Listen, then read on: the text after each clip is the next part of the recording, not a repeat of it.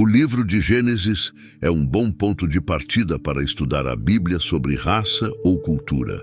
A Bíblia não fala sobre Deus ter criado uma raça especial ou única. A primeira pessoa foi chamada Adão, que significa pessoa em hebraico. Adão e Eva não são chamados hebreus ou egípcios. Eles também não são brancos ou negros, ou mesmo semitas. É enfatizado que eles são os ancestrais de pessoas de todas as raças, por não especificar a que raça pertencem. Adão e Eva são apresentados como de nenhuma raça ou país específicos, representando todas as pessoas de todas as raças.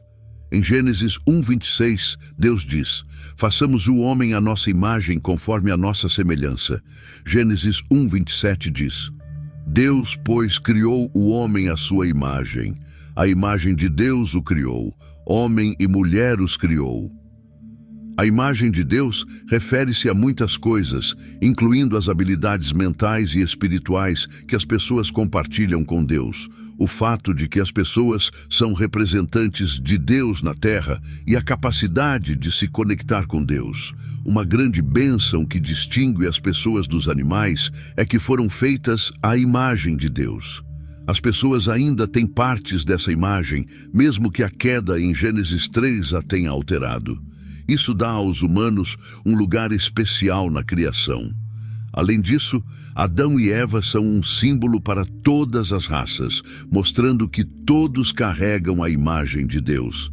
Esse conhecimento nos dá uma base sólida para discutir o que a Bíblia diz sobre raça.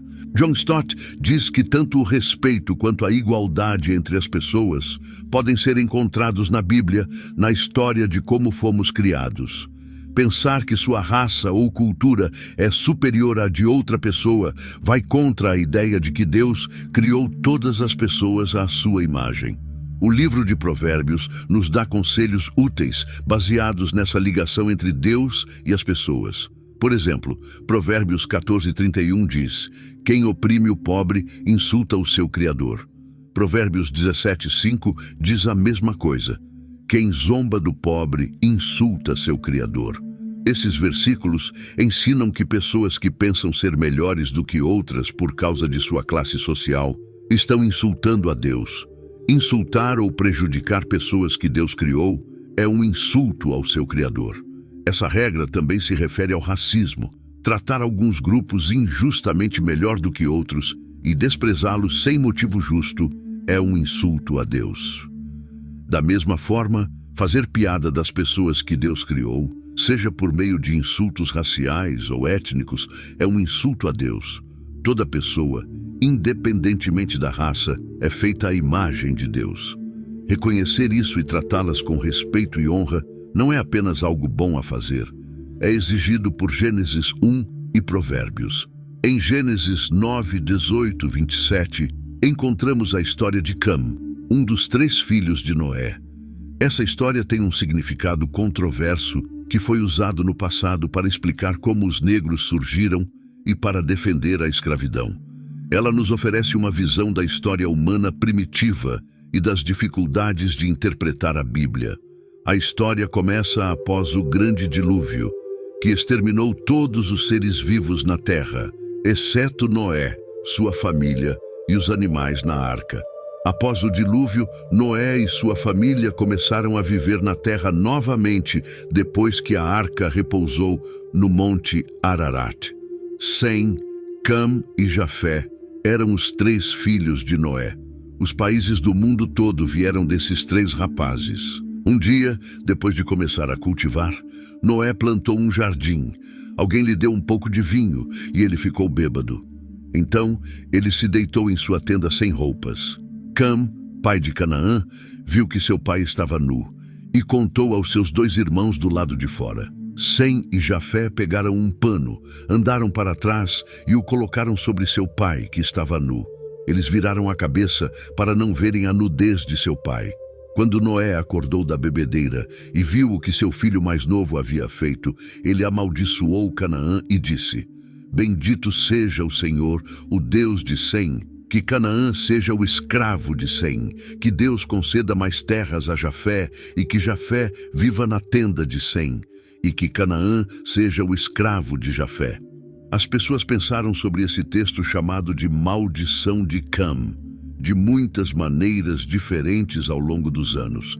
Em algumas histórias, essa maldição era vista como uma desculpa divina para dominar e aprisionar certos grupos de pessoas, especialmente aqueles considerados descendentes de Cam. Uma visão controversa é que a maldição nos diz como os negros surgiram. A teoria sugere que o mal de Noé foi transmitido através dos filhos de Cam, especialmente através de seu filho Canaã. Depois disso, essa marca foi erroneamente vista na história como uma razão para manter os descendentes de Cam como escravos.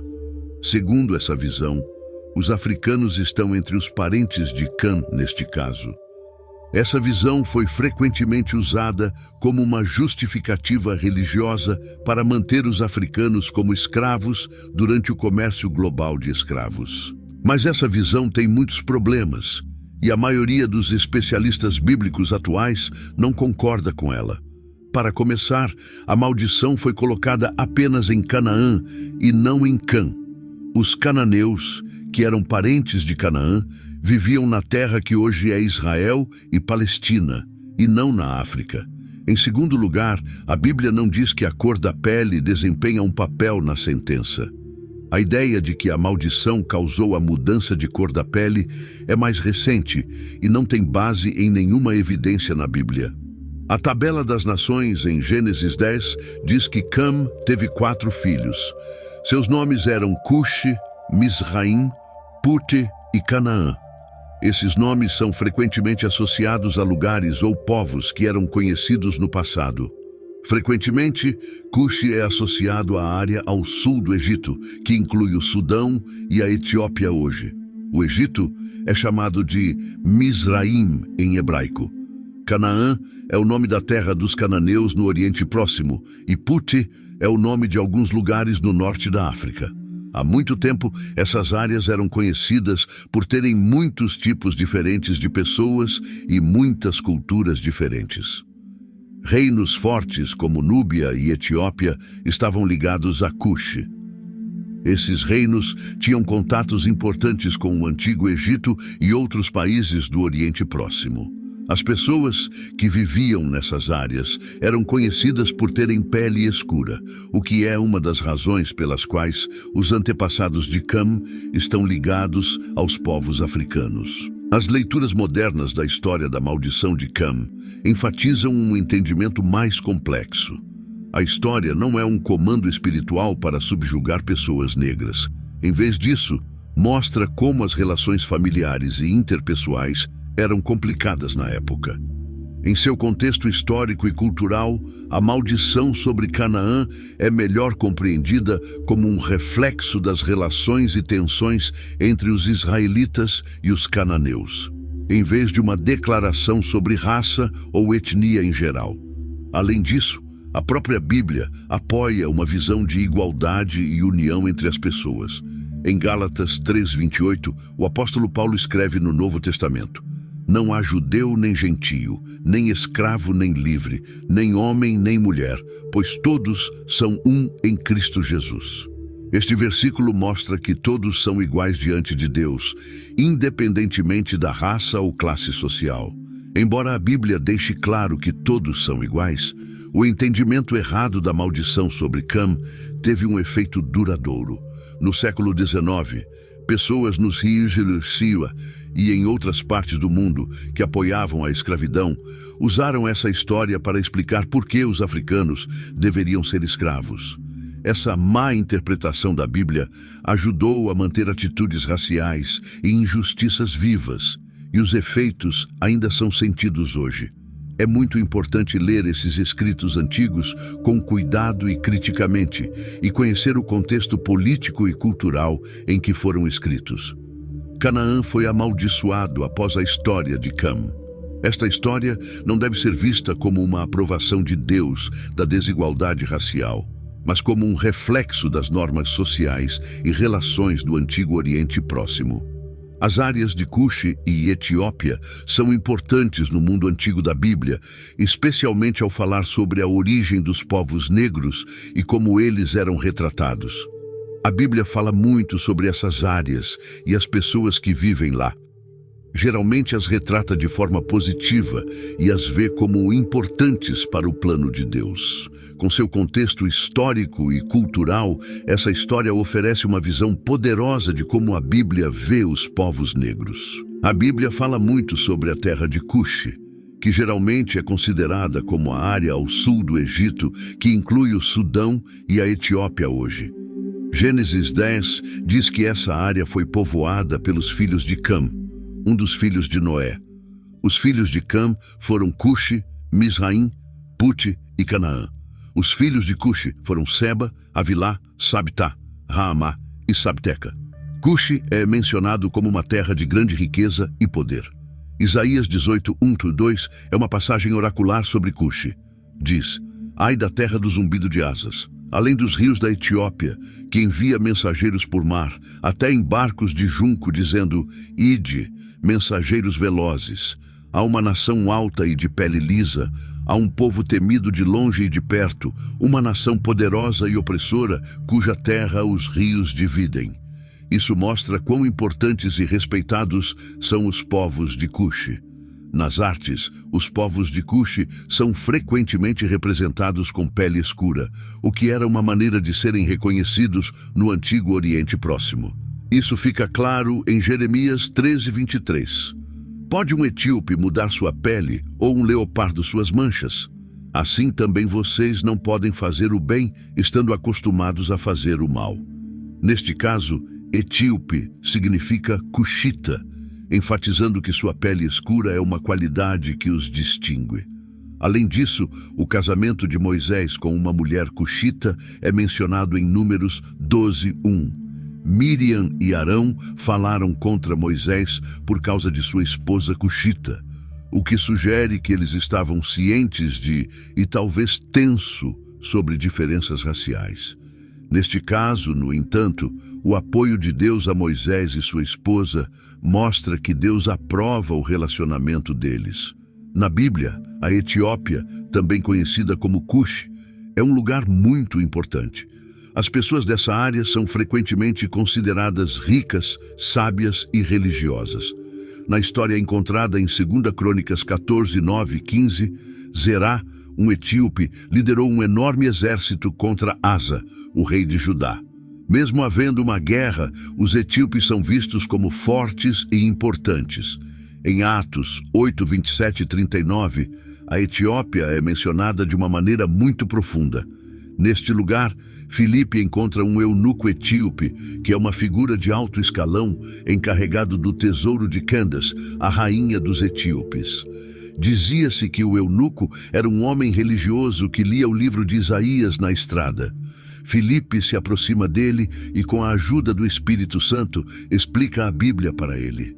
Isso leva ao batismo do eunuco. Esta história mostra como os etíopes foram acolhidos na fé cristã desde cedo e como eram espiritualmente abertos e importantes. A Bíblia fala dos etíopes de maneira positiva, enfatizando seu papel no plano de Deus. No Salmo 68, 31, disse: embaixadores virão do Egito. A Etiópia estenderá rapidamente suas mãos para Deus. Este versículo promete que os etíopes serão capazes de adorar o verdadeiro Deus, o que significa que Deus acolherá todos os países, incluindo aqueles da África.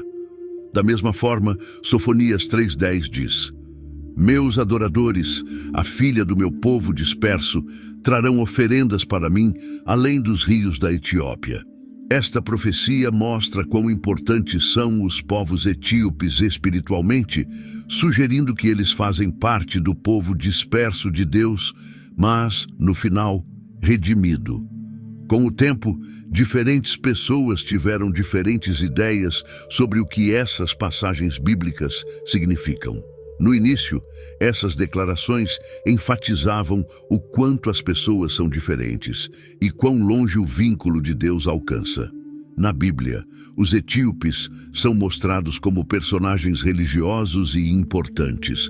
Isso foi feito para combater mal-entendidos posteriores que tentaram apoiar a hierarquia racial ou a escravidão. Essas referências geralmente são analisadas nos contextos históricos e culturais de onde vieram. Isso ocorre porque o estudo bíblico moderno reconhece que a Bíblia mostra como as pessoas são diferentes. As pessoas elogiam a antiga área de Cuxi, que hoje é chamada de Etiópia, por suas contribuições para a sociedade primitiva como comércio, cultura e governo. A Bíblia fala sobre a riqueza da área e como as pessoas que viviam lá eram importantes por causa dessas coisas. Obras apócrifas e costumes judaicos, além dos textos canônicos da Bíblia, contêm histórias sobre pessoas de pele escura. O livro dos Jubileus é um livro importante porque conecta Cam com a terra que se tornou a África. Vamos ler essas fontes para descobrir onde esses antigos livros dizem que os negros vieram. O livro dos Jubileus, um antigo texto sagrado judeu, por vezes chamado de Pequeno Gênesis, conta a história de Gênesis com mais detalhes. A Igreja Ortodoxa Etíope o considera oficial, e outras fés judaicas e cristãs também o valorizam bastante. Se você quer saber mais sobre Noé e seus filhos após o grande dilúvio, leia este texto. O livro dos Jubileus menciona que, após o dilúvio, Noé e sua família se estabeleceram para começar a construir a sociedade novamente. Noé dividiu diferentes partes da terra entre seus 3 filhos, Sem, Cam e Jafé. Cada filho recebeu um pedaço da terra para viver e governar. Jubileus detalha profundamente essa divisão. Para Cam, o segundo filho de Noé, foi dada a terra que hoje chamamos de África. O livro dos Jubileus deixa claro que os filhos de Cam viveriam nesta terra, que se estendia do rio Nilo no Egito até as grandes planícies e mais ao sul, até o que agora é a África subsaariana. O texto descreve como os filhos de Cam se estabeleceram e construíram cidades por toda essa vasta área. A Bíblia e o livro dos Jubileus afirmam que Cam é o pai de muitos povos. A tabela das nações, em Gênesis 10, diz que Cam teve 4 filhos. Seus nomes eram Cush, Misraim, Puti e Canaã. Esses nomes geralmente estão ligados a lugares ou pessoas conhecidas no passado. A área ao sul do Egito, que inclui o que hoje são Sudão e Etiópia, é frequentemente referida como Cuxi. A pele escura era comum entre os povos que viviam em Cuxi, o que se alinha com a ideia de que os antepassados de Cam são pessoas negras. O Egito, em hebraico, é chamado Misraim, e os antigos egípcios eram conhecidos por terem uma pele que variava de marrom claro a marrom escuro, como mostram suas artes e conforme escrito por outras culturas. Canaã, a terra dos cananeus, ficava no que hoje são Israel e Palestina. Put, por outro lado, refere-se a partes do norte da África, possivelmente o que hoje é a Líbia. Canaã não está na África, mas Cuxi e Misraim são os principais que conectam Cam ao sul da África. Livros apócrifos e histórias judaicas também falam sobre os filhos de pele escura de Cam. Por exemplo, o Midrash, que é uma coleção de escritos judaicos que explicam o significado da Bíblia, tem várias histórias sobre Cam e seus filhos e netos. Em uma dessas histórias, Cam foi marcado por um sinal de Deus que algumas pessoas interpretaram como pele escura. Embora essa visão não seja universalmente aceita, ela faz parte da história judaica e influenciou como diferentes grupos veem os filhos e netos de Cam. Outro livro importante é o Talmud babilônico. Ele não fala diretamente sobre a raça ou cor dos filhos de Cam, mas discute como eles se espalharam pelo mundo após Noé. Juntos, o Talmud e a história do livro dos Jubileus fortalecem a conexão entre a árvore genealógica de Cam e a África. Diferentes pessoas tiveram diferentes ideias sobre os parentes de Cam e sua conexão com a África ao longo do tempo. Durante a Idade Média, Muitos especialistas judeus e cristãos continuavam afirmando que a família de Cam era originária da África. Muitas vezes, essa ligação era usada para explicar a variedade de raças e o crescimento das comunidades humanas. Mas é importante lembrar como esses significados foram abusados no passado. Durante o comércio global de escravos, algumas pessoas que apoiavam a escravidão usaram a história de Cam para justificar por que os africanos deveriam ser escravizados. Eles diziam que a maldição de Cam era um sinal de Deus, de que eles deveriam ser dominados. Hoje, a maioria das pessoas não concorda com essa visão, que é vista como uma interpretação muito errada dos textos. Os especialistas modernos da Bíblia enfatizam que a sentença que Noé pronunciou em Gênesis 9:25 era destinada apenas a Canaã, filho de Cam, e não para Cam ou qualquer outro de seus filhos ou netos. Além disso, a Bíblia não menciona que a cor da pele faz parte da sentença.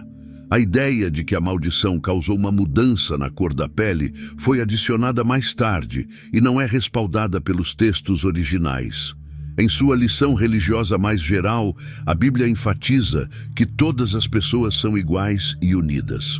Em Gálatas 3:28, Paulo escreve no Novo Testamento: "Não há judeu nem gentio, nem escravo nem livre, nem homem nem mulher, pois todos são um em Cristo Jesus." Este versículo mostra que todos são iguais diante de Deus, independentemente de raça ou etnia. Essa mensagem está em consonância com Gênesis 1:27, que diz: "Deus criou a humanidade à sua imagem. A imagem de Deus, Ele os criou. Homem e mulher, Ele os criou."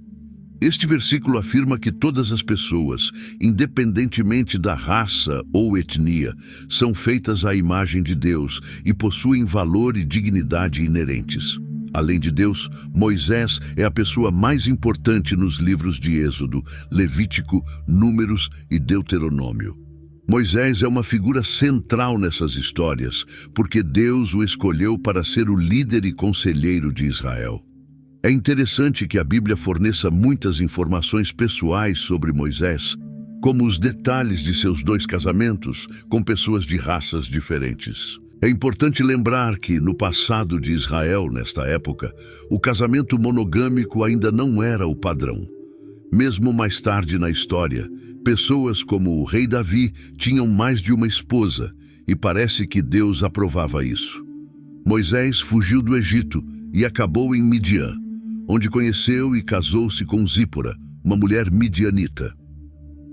Os midianitas eram um povo de fala semita que estava geneticamente conectado aos israelitas. O fato de os midianitas seguirem Baal torna esse casamento notável. O pai de Zípora era Reuel, também chamado Jetro, que era um sacerdote em Midian. Neste ponto, Moisés ainda não estava trabalhando para Deus, e não há prova de que Deus concordava com este casamento. De fato, mais tarde, em Números 25, os midianitas são mostrados como grandes inimigos religiosos de Israel, representando uma ameaça à sua devoção a Deus. Mais tarde na vida, enquanto ainda liderava Israel e servia a Deus, Moisés casou-se com uma mulher cuxita.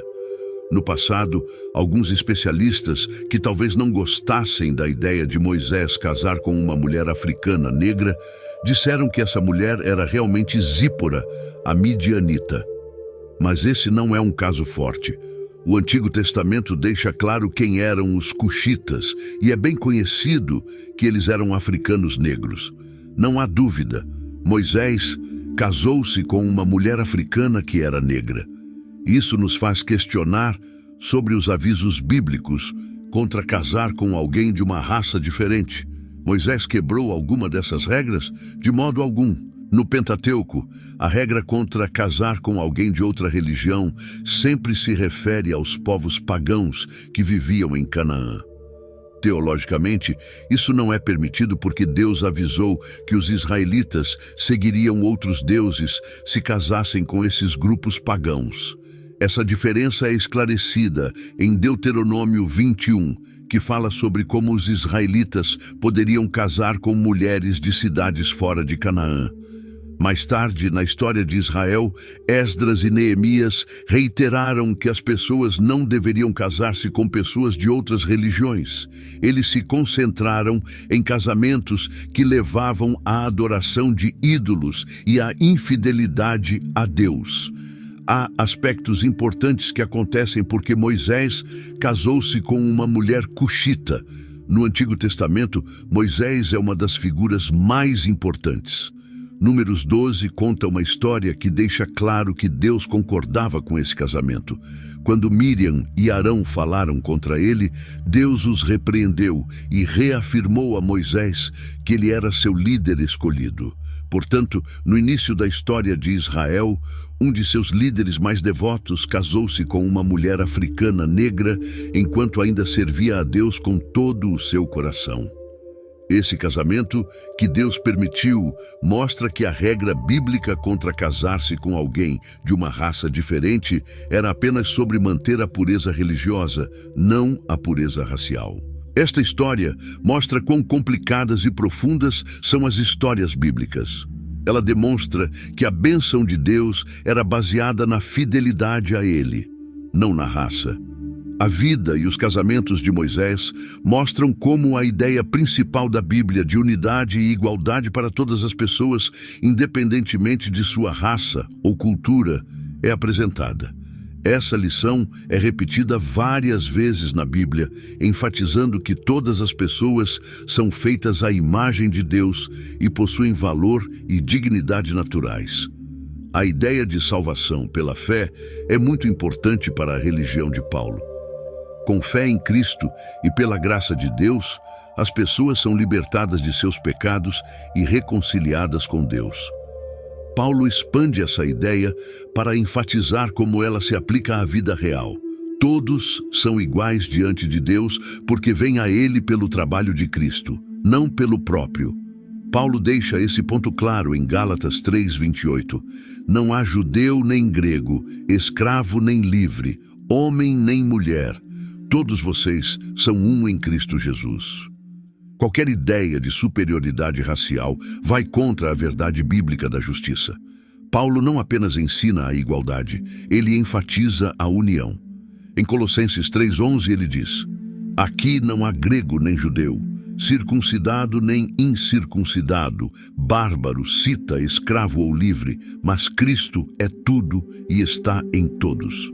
Em Efésios 2:14-16, ele diz que grupos que antes estavam em desacordo, como judeus e gentios, agora estão unidos em Cristo. Paulo não quer apenas que outros grupos raciais sejam tolerados na igreja. Ele quer que todos os cristãos sejam unidos e tenham a mesma identidade. As pessoas que são cristãs, diz ele, fazem parte da mesma família e corpo. Uma vez que uma pessoa é salva pela fé e trazida para Cristo, deve ocorrer uma grande mudança na forma como ela se vê. Ser cristão, parte de Cristo e seu reino, agora é nossa identidade principal. Ela tem precedência sobre todas as outras identidades. Estar em Cristo é o que nos define, seja branco, negro, asiático ou latino-americano. Esse ponto de vista deve moldar como pensamos e quem somos. Os cristãos devem sentir-se mais conectados com outros cristãos de raças diferentes do que com pessoas da mesma raça que não são cristãs. Tolerância e compreensão não são suficientes. Também precisamos entender que todos estamos relacionados como membros da família, irmãos e irmãs na mesma família e iguais diante de Deus pelo que Ele fez em nós. Isso não elimina o fato de que pessoas de diferentes raças ou culturas existem. Apenas muda onde buscamos nossa principal identidade. Nossas diferenças raciais não deveriam mais importar, porque somos novas pessoas em Cristo e fazemos parte de sua família. Isso é mais evidente no livro do Apocalipse. A união de pessoas de diferentes raças ao redor do trono de Cristo é uma parte central da imagem final no Apocalipse. Este tema é introduzido em Apocalipse 5:9, que diz que Cristo salvou pessoas de toda tribo, língua, povo e nação. 7 vezes no Apocalipse, essa agrupação de 4 partes, tribo, língua, povo e nação, é utilizada. No simbolismo do Apocalipse, o número 4 representa o mundo inteiro e o número 7, a totalidade. Assim, as 7 vezes que essa frase de 4 partes é usada, enfatiza que todas as raças e tribos estarão presentes no encontro final do povo, salvo de Deus, que o louvará. Esta visão no Apocalipse é a última parte da história bíblica sobre como os cristãos devem ser unidos e tratados igualmente. Mostra que todos os grupos étnicos estão plena e completamente incluídos no plano de salvação e louvor de Deus para todo sempre. É um forte aviso de que a Igreja, como corpo de Cristo, precisa tentar viver essa visão celestial de unidade e acolhimento aqui na Terra. João começa a escrever o fim com uma visão impactante do Senhor ressuscitado e governante que o domina. Após essa visão, há cartas para as 7 igrejas e uma cena de louvor no céu. Mais tarde, João mostra uma imagem do futuro que inclui tanto punição quanto salvação. No entanto, surge um grande problema. João fala sobre um problema muito sério. Ninguém no céu ou na terra é digno de abrir os documentos que contêm os planos de Deus para o futuro. Isso levanta uma das questões mais importantes da história. O que acontecerá no futuro e quem decidirá? O que vamos fazer? Nenhuma pessoa ou coisa é possível. Embora digam que estão no comando, os legisladores no tempo de Jesus, e agora não estão. O único que morreu por nossos pecados e agora reina com poder é o único que pode mudar o curso da história e executar os planos de Deus. Um dos anciãos me disse: "Não chores. Veja, o leão da tribo de Judá, a raiz de Davi, venceu. Ele é capaz de abrir o pergaminho e seus 7 selos." Como o rei ressuscitado e governante, Jesus ganhou o direito de governar a história.